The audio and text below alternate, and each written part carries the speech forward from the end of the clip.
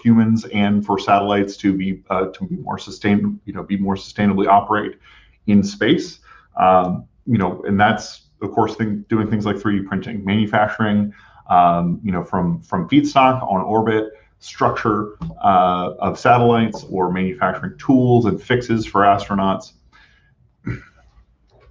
But we've taken that kind of technological foundation, those payloads in a commercial way, in a cost-effective way that would not be possible if we did not have the ISS. And of course, we have the enabling legislation that created the International Space Station National Lab, which gives commercial entities access that the unit economics of doing that manufacturing can be profitable, and that there's an addressable market that is attractive, and that could result in, that overall can result in can be scaled up into a profitable line of business.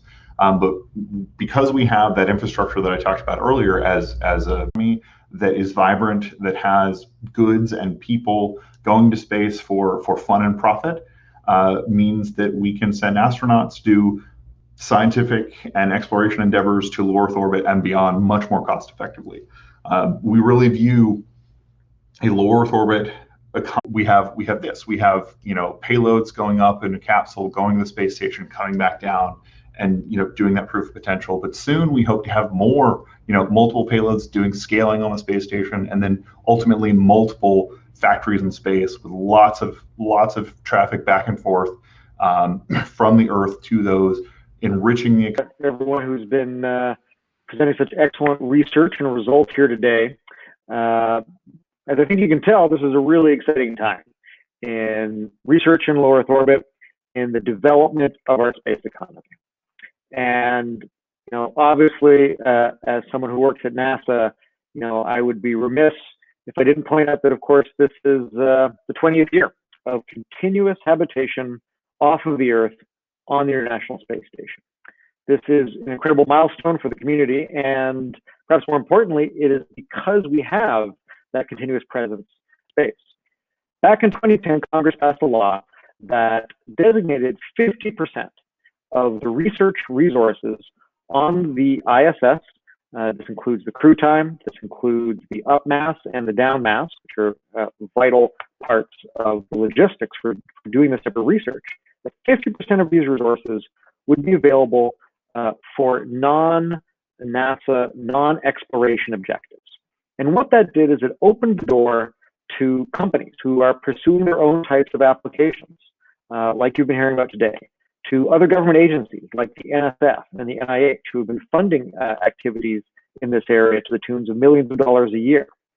It opened the door to this broader base of research than just what NASA is doing in terrestrial, social, and economic reasons and values. This is a hard process, although we have a lot of exciting research endeavors. Currently, we do not have any actual applications that are done annually, every year, again and again, because it's such fundamental value to the terrestrial economy that leverages the microgravity environment. But today you've heard some of the most exciting areas that we are pursuing. And what's exciting is that companies are at the forefront of this. The ISS and the National Lab are there to support these endeavors. History of space development. We now have a recognition from the administration, from the government, that it is U.S. policy to always have a human in low Earth orbit. That, I think, is a vital source of demand for future commercial development, and it's a vital source of ability to continue to learn from living in space, to continue to learn how to explore farther beyond low Earth orbit. And I'm really heartened to see that that's the level of maturity that we have reached. And finally, as Andrew mentioned, tomorrow, hopefully, we have the meat and potatoes.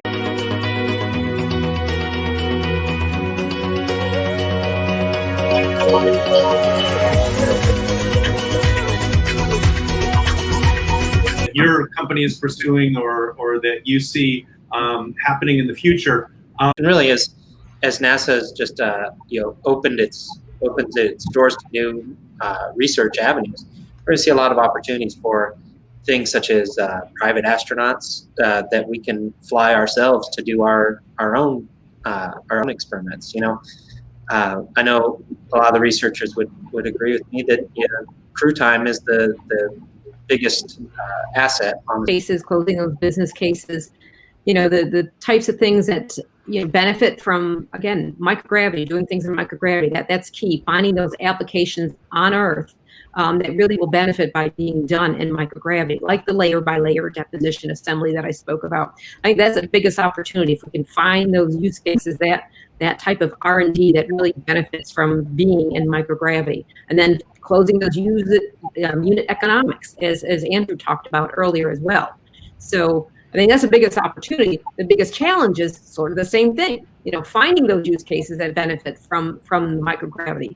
I think we have to be really careful, as success is really kind of a matter of focus. So Alex talked about this, we got a lot of things going up to the International Space National Lab, enabling a lot of R&D and proof of concepts. But I think we have to be very careful that we're not going to, we're not. Both governments saying, hey, this is interesting, and here's ways if we take manufacturing out of the, or take gravity out of the manufacturing equation, we can do interesting things. But also saying, being early adopters of the products and services that are being developed, and using that sort of, using that power, using that forward-leaning nature of the government can have. Be expected to be paying some part of that. However, we don't want to jump to conclusions here too quickly and start paying costs or charge costs or forcing the charging of costs at such a level that is unsustainable and ultimately reduces what we think could be a very interesting and growing sector. We've benefited commercially from that relationship. One thing that's been really interesting, and just to point out to the audience, is that last year NASA recognized the fact that there are things that are truly commercial, that just have a non-science application, just marketing materials and things like that. And we were the first ones to sign up for that. And I think my colleagues here have also engaged on that. There's a market, and it's part of this. It's part of this greater ecosystem of was with bio, technology and bioprinting. If you could do some of these kinds of things, and some of the stuff that Rich was talking about with growing artificial organs or something like that, where you're actually producing a product that then can. To do that, I think it's going to be feasible, but it also depends on public-private partner investments to achieve the scalability. I don't think it should be the entire U.S. government. I think the private sector needs to kind of start kicking in a bit here for, to achieving these manufacturing and scalability. So I think it's feasible. I think it's close. I don't want to say it's like today, tomorrow, next year, possibly in the early 20s with the artificial